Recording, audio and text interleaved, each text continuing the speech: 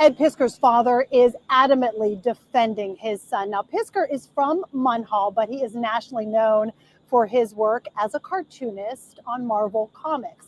He was scheduled for a show right here downtown until the Pittsburgh Cultural Trust postponed that show after accusations of sexual misconduct. All I'm going to tell you is a bunch of Ed Piscor's father was emotional when I spoke to him at his Munhall home, defending his son after accusations that the famous cartoonist, seen here previously at his Munhall studio, sent inappropriate messages to a girl in 2020 when she was 17.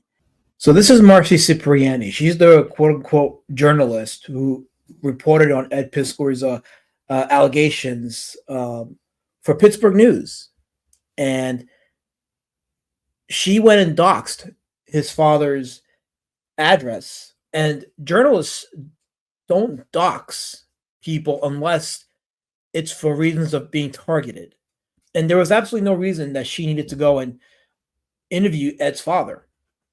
Ed's an adult. She could have reached out to him or to his lawyer. There was no reason to harass his father on TV just for clout.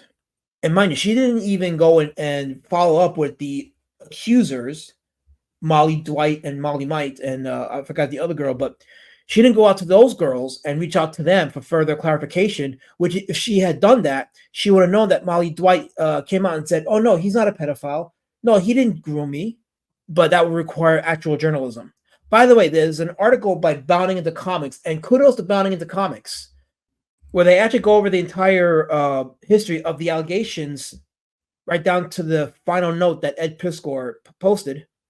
And this is a great read because you get the full story of what happened from the allegations with the screenshots up until the final note. And then you get to see, you know what? Maybe the story was not what we thought it was. Maybe this was not a case of a man acting illegally. He just made a dumb choice. But then these girls came out and these girls really did more to damage probably their own credibility than anything.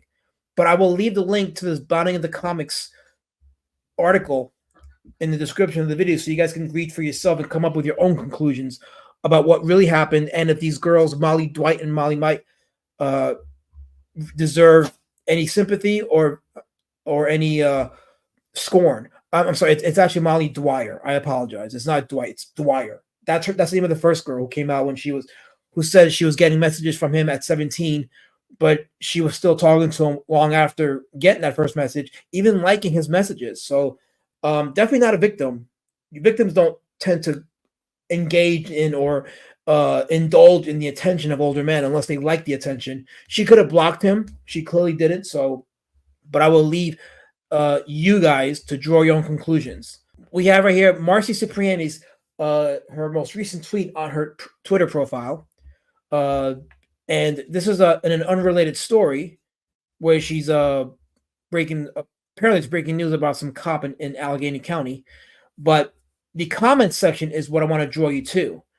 She has only 7 likes on this post, but her comments section is filled with people calling her out for her irresponsible reporting.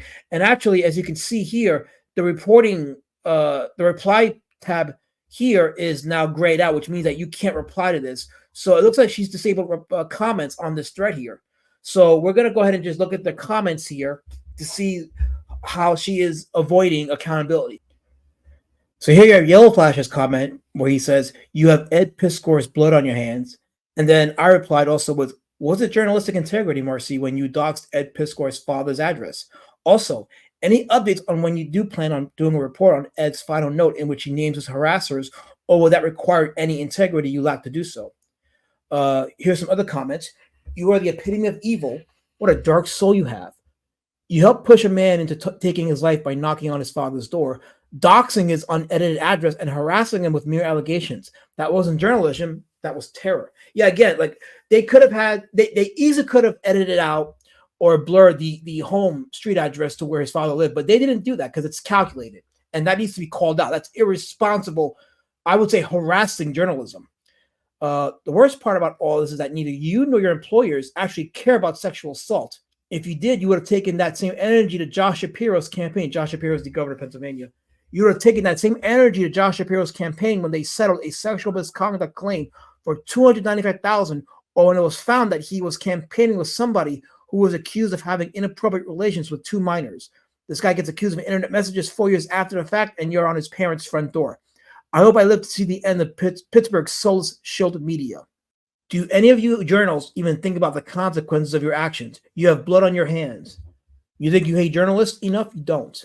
How does it feel to be responsible for someone killing themselves? How do you feel for hounding an innocent man to the point he killed himself? Any public statement, apology? Anything at all? More comments including murderer. Do your children know you're a murderer? Marcy Cipriani helped kill a man. You should be fired immediately. Here's a gift saying your soul is dog shit. Every single fucking thing about you is ugly. You haven't even made a tweet reporting on a suicide. You're so gross. Hey, Marcy, will you be ambushed? Will you be ambushing Ed Piscor's father again at his son's funeral to gloat over your role in the false allegations? You should be in prison for stalking Ed Piscor's parents, you parasites. No matter how much people think they hate journalists, it's not nearly enough.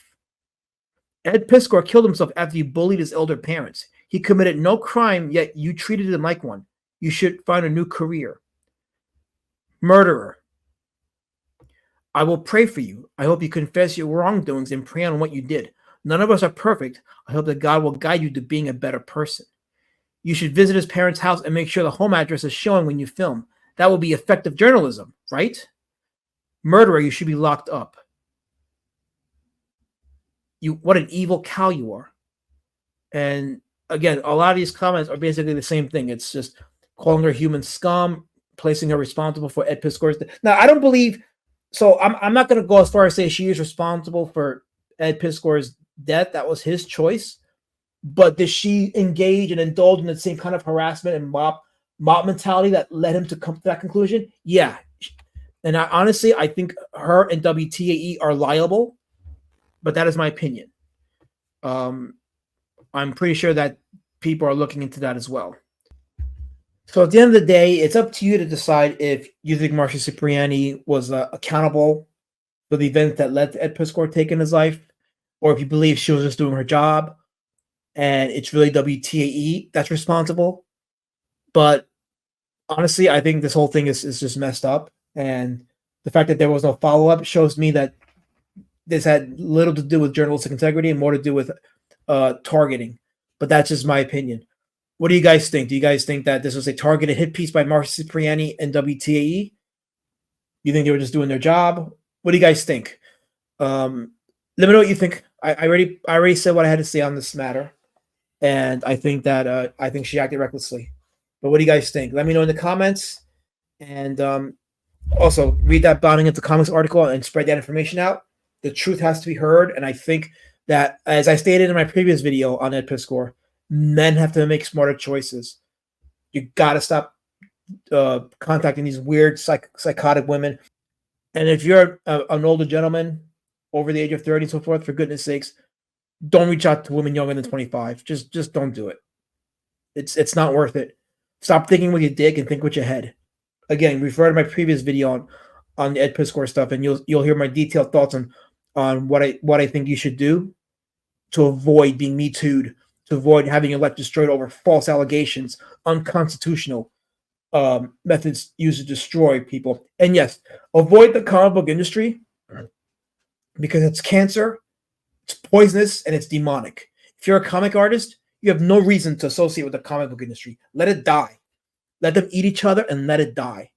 Go independent and just bring the love of comics with you. And that's all I got to say. Have a good day, everybody, and take care.